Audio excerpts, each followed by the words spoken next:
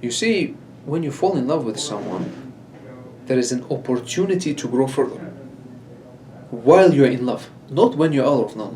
While you're in love, there is an opportunity to grow further. And in some sense, that's the only point of falling in love, right? Because the unconscious picks who you fall in love with, right? When you meet someone, let's say if you're a guy and you meet a girl, you are not the one who decides who you find attractive. You are not the one who decides what qualities you find attractive. You are not responsible for these things. These things are picked and chosen by somebody else. And from the viewpoint of psychology, these things are chosen by the unconscious. So the unconscious fundamentally decides who you find attractive, who you don't find attractive. And so when the unconscious decides that, okay, this person is the right person, is the right fit to fall in love, what the unconscious is telling you is that this person can be used as a mirror to reflect what you lack the most, so that you can work on those things and then grow further. So for example, before we go further, let's just delve just a bit deeper into what the unconscious is. There is a lot of archetypes living in the unconscious. An archetype, you can sort of think of it as a being, like a human, that lives in the unconscious. It's like a spirit that lives in the unconscious. It may have like a full personality, or it may have a partial personality. But there is like these billions of personalities that live in the unconscious. Each of them is trying to become conscious. Right? So if you read, for example, Dante, he says that the journey to heaven starts from hell. This is one of the famous quotes by Dante. In terms of psychology, what that means is that the journey towards being conscious starts from the unconscious. So there are these beings, there are these spirits that live in the unconscious. They have their own voice, they have their own way of thinking, they have their own sort of goals and dreams, and they're working towards those things. And if you don't believe me, I'll give you an example. So a while ago I was reading this book by a French physician. The physician sort of writes about all these crazy hallucinations that people were having. And one of the cases she talks about is this guy who hallucinated an image of himself. So like he would say that, okay, this guy is sitting here, his double, his literal double, is sitting across the table. And then they would start talking. The double doesn't actually exist. This guy is just hallucinating it. He's just imagining it. But to this guy, that person is real. So he's just seeing an image of himself across the room, and they're talking. And his double, so to speak, well, according to the patient at least, was such a smart guy that whenever they were debating and talking to each other, sometimes the double would win the argument, because that double was so smart. And he would often point a lot of things that this guy was missing, and the guy would be like, yeah, actually, that's right. And so eventually the guy ended up killing himself because he just couldn't handle it. But what this shows is that this double, it's a personality that lives in the unconscious. That's what it is. It's a personality that lives in the unconscious. And so when this guy went maybe a bit over the board, or like something happened, this personality escaped the unconscious and entered the realm of the conscious mind. And so when that happened, then this person started seeing it. And then maybe torture, I don't know what happened between them. But according to the patient, the double was very smart. So there is billions of these personalities that live in the unconscious. And in some sense, you have to be careful to not let all of them out, because if you let all of them out, then you go crazy. That's how you become schizophrenic. That's how you start hearing things, that's how you start seeing things that maybe aren't there, because these personalities or these beings escape the unconscious and enter the realm of the conscious. It's like a virus that enters into your bloodstream. It's going to ruin everything. So, but sometimes,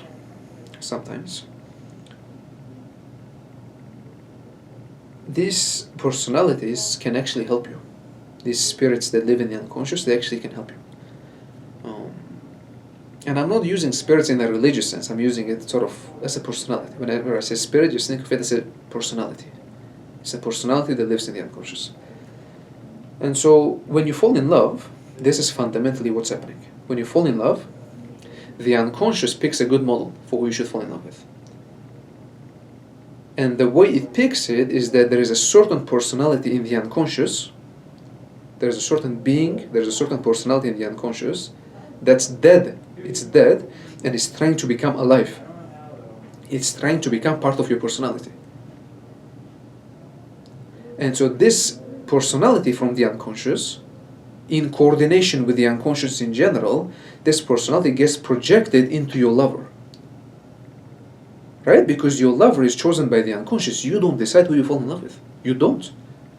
I mean, recently I was talking to this girl, an amazing girl, has all the right qualities. I'm just not in love. I just sort of don't view her like that. Maybe she's not attractive enough, okay, whatever. The unconscious decided that this person is not the right fit to project certain personalities onto her. Right? And then I end up falling in love with somebody who then doesn't like me back, and so, you know how it goes. So when you fall in love with someone, the unconscious picks that person, and then this personality, this being, gets projected onto that person. So you're not really in love with the other person. You're in love with what's projected onto them. Right? If this is the person, and this is the projection. Right? This projection comes from the unconscious and hits the other person. And when it hits the other person, then this other person suddenly too becomes so beautiful and so amazing and so wonderful and so on. It's not because this person actually is wonderful, or maybe they could be, but the fact that you project it onto them kind of glorifies the other person. They somehow become mystical and amazing and everything that you could think of. The reason why this is true is something that you guys can see, for example. Because look, when you fall out of love, what happens? Let's say something happened. This girl did something that you... Well, like for example, if you're a girl and you're dating a guy, let's say the guy does something that you don't like. Right? The guy does something that doesn't fit with the projected image of them that you have, right? Because you projected a certain personality, a certain image onto them, and the guy does something that fundamentally betrays the projection. What do you do at this moment? That's when the girl said they got the ick, right? What they mean by that is that it turns out that this person and the projection are actually two different things. That the image that they projected onto the guy actually doesn't match the guy at all. And so they're like, oh, I was in love with the image, not really with you. And it turns out you actually don't quite match with the image, so get out of here.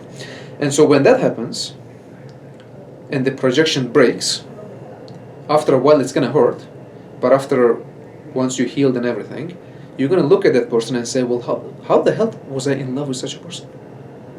How was I in love with such a person? It makes no sense.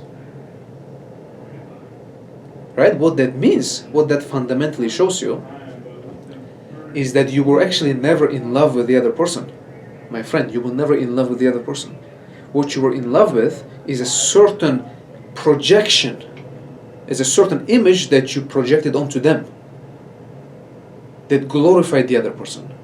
And when the other person did something to break off the projection, then the projection kind of went back into the unconscious, and that's what hurts, right? What hurts the most is that this personality that was trying to escape the unconscious and become conscious is now forcing itself to go back to the unconscious because it couldn't really become conscious.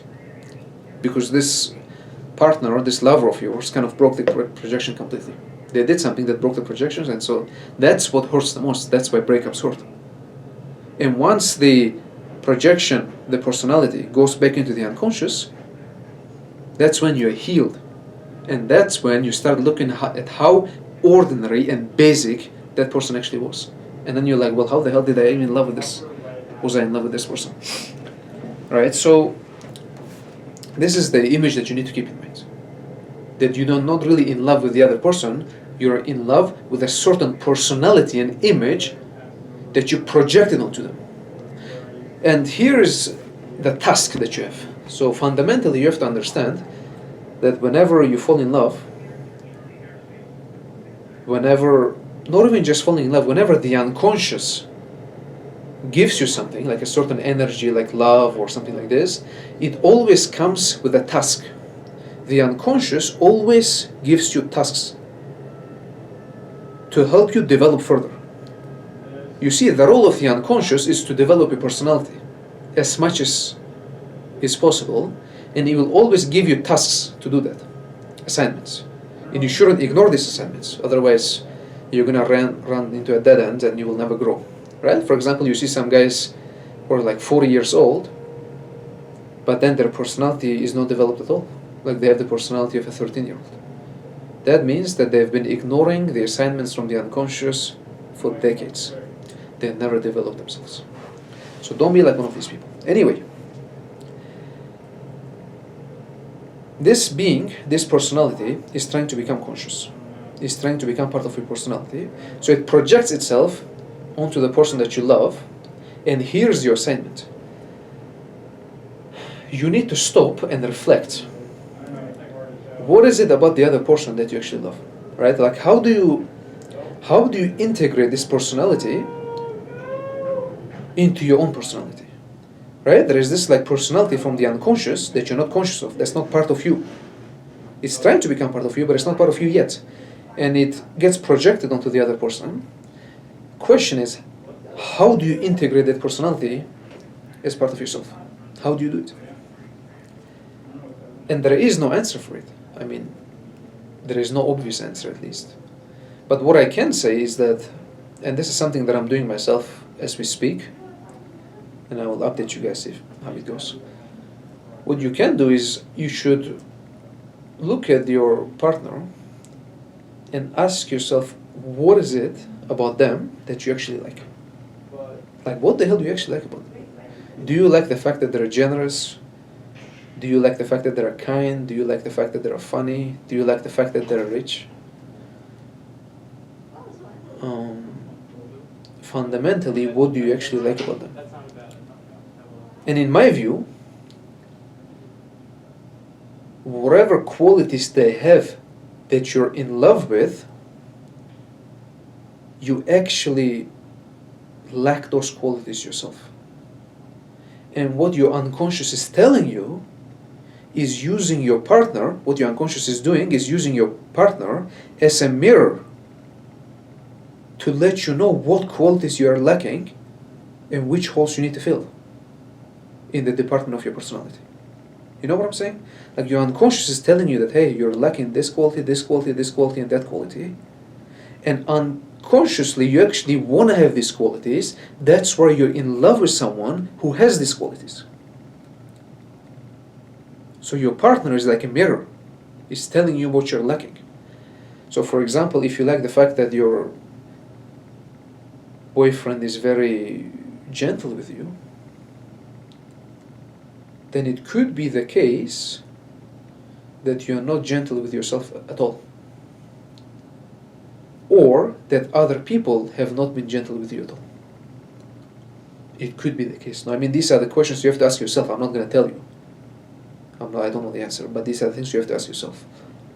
Or like if you're in love with somebody who's extremely funny, it could be that you are not funny at all. You know what I'm saying? Like when you fall in love with something, it is usually an indication that you lack that thing yourself and that you want to have that quality. That's why you're in love with that quality. I'll give you an example, which may sound kind of controversial, but stay with me here. So, I recently had this friend. We are no longer friends, but I had this friend. And I was in love with the friend. It's a girl. I was in love with her. And obviously she wasn't in love with me, so like that doesn't work. But then, this girl ends up dating somebody else. Who is this somebody else? This other person is a rich guy who has, some qualities here and there, but fundamentally he's rich. That's what you need to understand. This guy is rich. And this girl just worshipped money.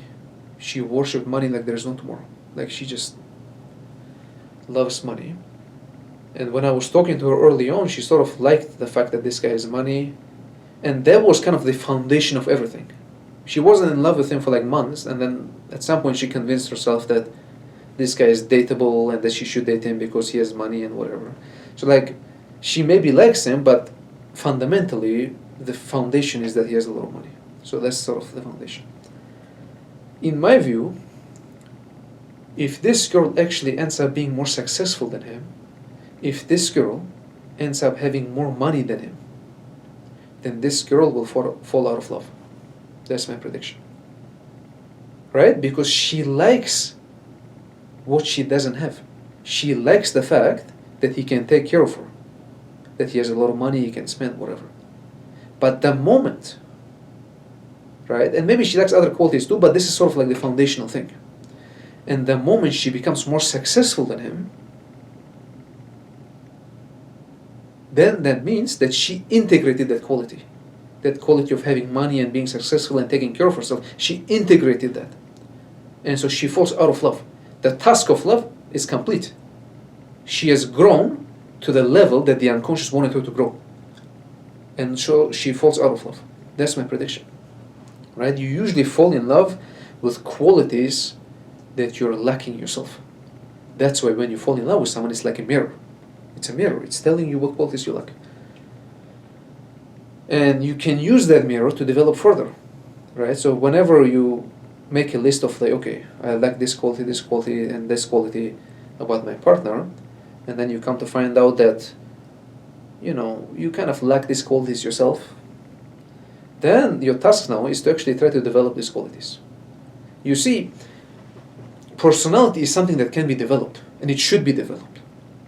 Oftentimes you see people just going to the gym and taking care of themselves physically, working out and whatnot, but they forget to take care of their psychic hygiene. There is something called psychic hygiene. Right? You talk to some people and it's clear that they never even thought about it. They never even thought about developing their personality further. I mean, the same personality they had 10 years ago, that's the same personality they have. Same jokes they had 10 years ago, same jokes they have now. In the last decade, there's been zero progress. Like, how the hell does that happen? And that happens with a lot of people. A lot of guys, after they go through a breakup, they think that, everything is about the physical part, so I'm just going to go start benching 250 and then hope that all of my problems will be solved. That 250 is not going to do you anything. What the hell is it going to do to you? It's just going to give you some ego, and then that's it. But the fundamental psychic problems that you had, right? Maybe the girl left you because you were underdeveloped, psychologically speaking. That you were maybe emotionally not mature, your personality wasn't developed enough. That's what you should fundamentally work on. I mean, yeah, go get some apps too, but psychic development is important. Right? Development of personality is important.